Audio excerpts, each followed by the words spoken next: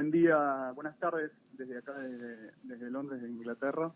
Y bueno, como decías, atravesando una pandemia, saliendo un poco de la pandemia, o por lo menos saliendo de este confinamiento tan severo que tuvimos durante tantos meses. Y bueno, en los últimos días hemos visto cómo las medidas se han suavizado y bueno, les iré contando un poco más las medidas y bueno, lo que ha pasado, ¿no? Acá. Claro, ¿qué medidas han tomado? Porque al comienzo, Leo, uno visualiza los medios de la República Argentina, y no tan solo de la República Argentina, y se ve un Londres bastante golpeado con esta pandemia con respecto a números, hablo.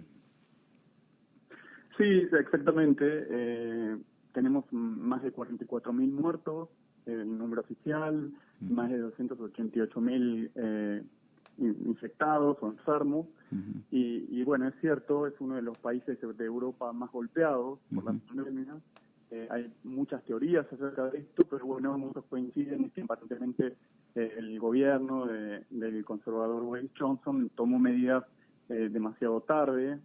Recordemos que en un principio él estaba a favor de esta teoría de conseguir inmunidad en manada, digamos que la gente se fuera contagiando naturalmente, y bueno, eso supuestamente iba a generar anticuerpos en la población y a su vez iba a frenar, digamos, el avance de la pandemia, que no ocurrió para nada. En pocos días el gobierno tuvo que dar marcha atrás con esta medida, pero bueno, se perdieron varios días importantes. Esto aparentemente fue una de las causas por las cuales el número de muertos fue muy alto, pero también por otros factores, como por ejemplo la situación en los geriátricos del país. Sí. El sistema geriátrico fue muy golpeado. Recordemos que los ancianos en geriátricos fueron los más afectados por la pandemia. El número de muertos fue desproporcionado en ese sector. Y también, bueno, otras razones que también no podemos olvidar, que tienen que ver con, digamos, que el Reino Unido es un país muy internacional, con mucha gente de muchas partes, tiene muchos aeropuertos. En Londres solamente hay 5 aeropuertos internacionales. Sí. Es un punto como un puente entre, por ejemplo, Estados Unidos y Asia, entre Estados Unidos y Europa. Entonces hay mucho flujo de gente que pasó por Londres, que mucho turismo, obviamente, es una de las ciudades con más turismo del mundo. Sí. Entonces, bueno, estos factores también hay que tenerlos en cuenta, porque, por ejemplo, en Londres y en otras ciudades importantes del país se vio un pico muy alto, y tenía que ver también con que venía mucha gente de muchas partes de Europa. No hubo una respuesta muy rápida del gobierno para cerrar las fronteras, como ocurrió en otros países de Europa. Eso tardó varias semanas. Y bueno, también con esta mentalidad británica de tratar de seguir con la economía funcionando de alguna manera. Y Sí. de hecho, por ejemplo, ahora a partir del sábado se han reabierto los pubs, se han reabierto los restaurantes. El gobierno está intentando a toda costa reactivar la economía, que lo está logrando. En los últimos días se ha visto un repunte bastante importante de consumo, pero bueno, vamos a ver en los próximos días y semanas si esto tuvo algún efecto en el número de contagiados. Por el momento no. Pero bueno, se están tomando, por ejemplo, hoy se está analizando la medida de obligar a toda la población a usar barbijo o tapabocas en todos los locales, en todos los comercios, obligatorio. Hay mucha gente que lo hace, pero no está obligatorio. Por ejemplo, para subirse para usar el metro, el tube, como le llaman acá, Sí. es obligatorio llevar el tapabocas, pero no, por ejemplo, para caminar por la vía pública o bueno, aparentemente para ir a los comercios. Así que bueno, un factor muy importante de medidas que se están tomando, y bueno, vamos a ver qué es lo que ocurre en cuanto a la repercusión que esto pueda tener. Como ustedes han visto el fin de semana pasado, por ejemplo, el sábado, cuando se abrieron los pubs, sobre todo en el centro de Londres, en barrios como el Soho, que reciben mucho turismo, se vio una cantidad enorme de personas Sí. tomando cervezas en la calle. Entonces, bueno, hubo preocupación, y de hecho la Organización Mundial de la Salud dijo que si esto continuaba era muy probable que hubiera una segunda ola de contagios en el Reino Unido. Pero bueno, no se repitió eso. Fue aparentemente ese día, el sábado, y también tengamos en cuenta gente joven, adolescentes, que estaban como hartos, digamos, de estar encerrados, y bueno, hubo una especie de explosión.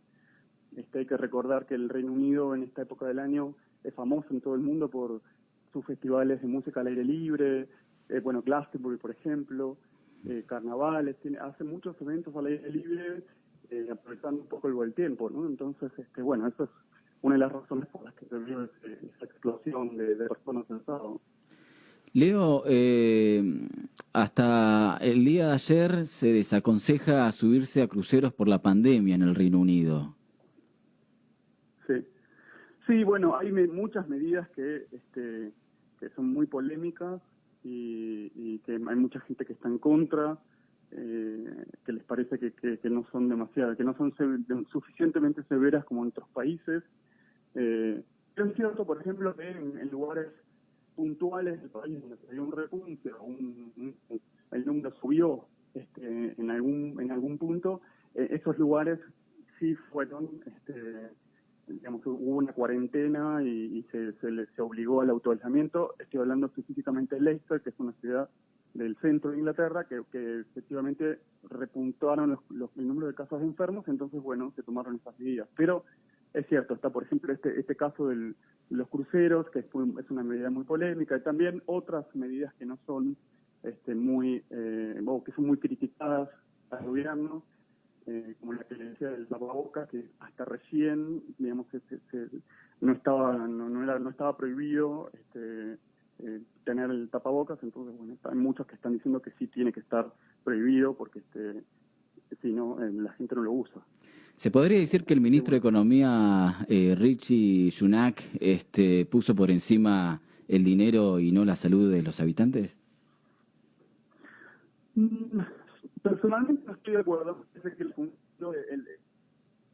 el gabinete del gobierno, me parece que el ministro de Economía es el que mejor respondió, digamos, a esta pandemia. Respondió muy rápido a toda la cuestión de ayuda. Hemos visto que el gobierno salió muy rápidamente a dar subsidios a empresas, a freelancers, a un montón de gente, y de hecho, por ejemplo, destinó más de 1.500 millones de libras esterlinas al sector de cultura, específicamente a los teatros, a los cines, a ese sector tan golpeado por la pandemia. Y en ese sentido creo que fue muy rápido. O sea, muchos están cuestionando que, bueno, este dinero en algún momento va a haber que repagarlo, y bueno, la deuda pública ha aumentado muchísimo, pero bueno, el gobierno cree que es un momento para reactivar la economía e inyectar dinero a la economía y a la gente. Ahora, por el costado político, sí es cierto que el gobierno, especialmente Boris Johnson, ahora está priorizando más la reactivación económica y digamos, el funcionamiento nuevamente de la economía digamos, comparado con el sector de salud. Pero bueno, porque ellos creen que si seguimos con una cuarentena muy estricta, la economía se colapsaría y no habría dinero público para ni siquiera subvencionar al sector de salud.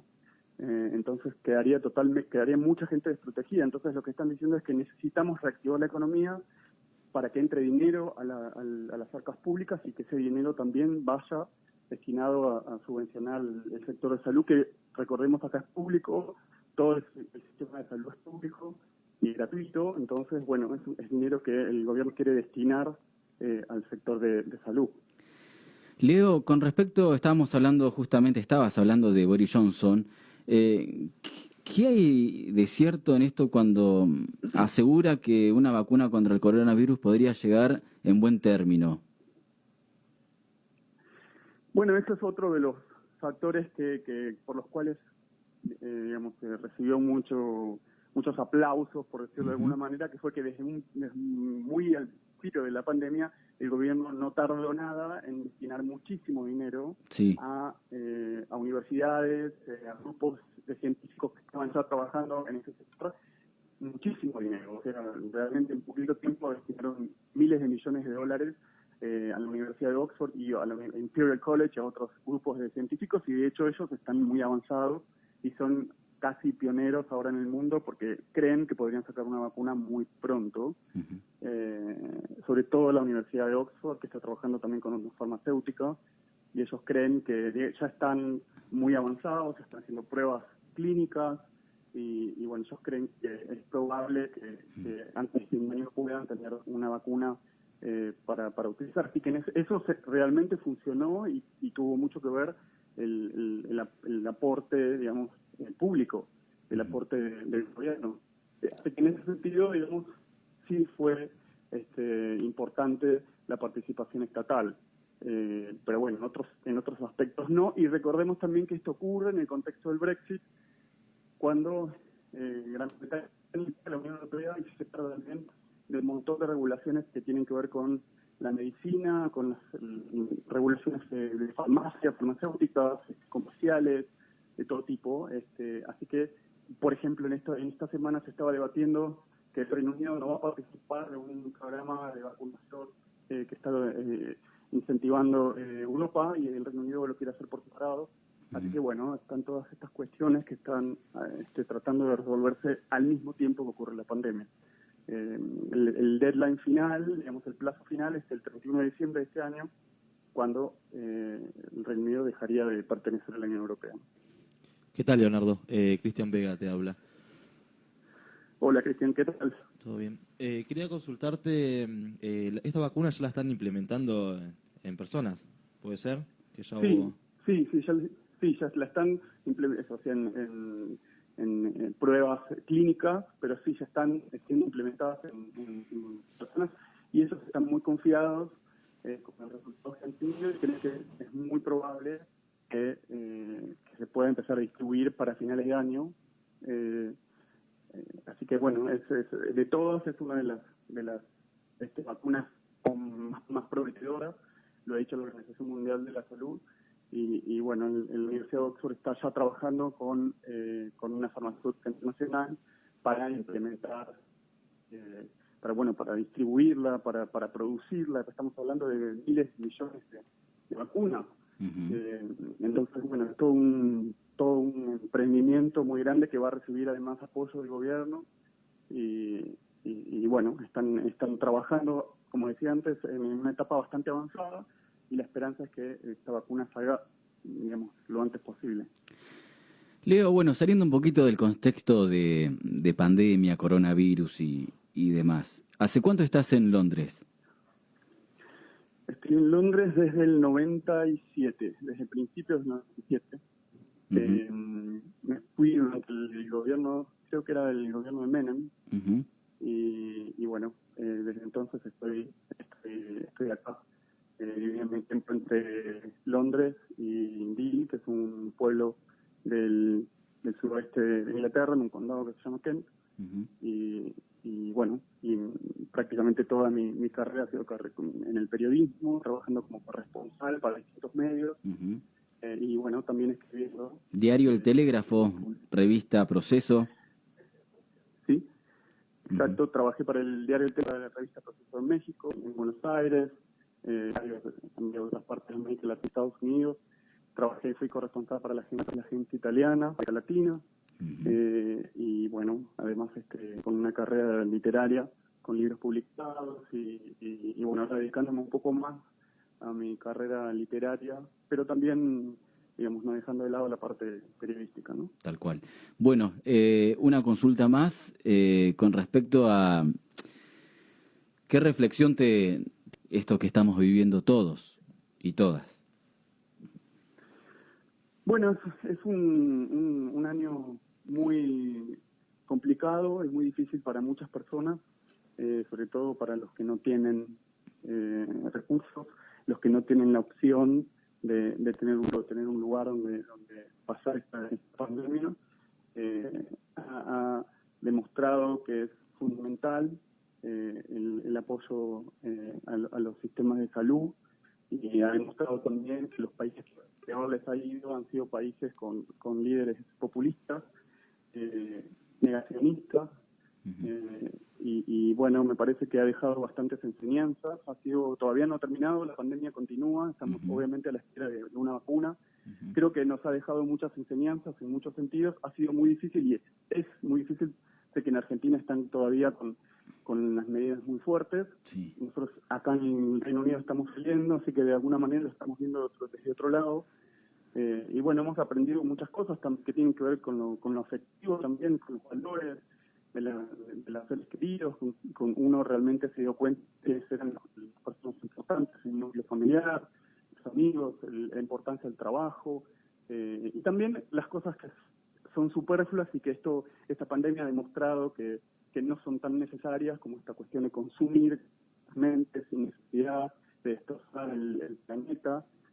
Así que en muchos sentidos creo que ha dejado muchas enseñanzas. Esperemos que cuando salgamos de la pandemia nos acordemos de lo duro que fue y aprendamos las lecciones para ojalá no vuelva a ocurrir algo así.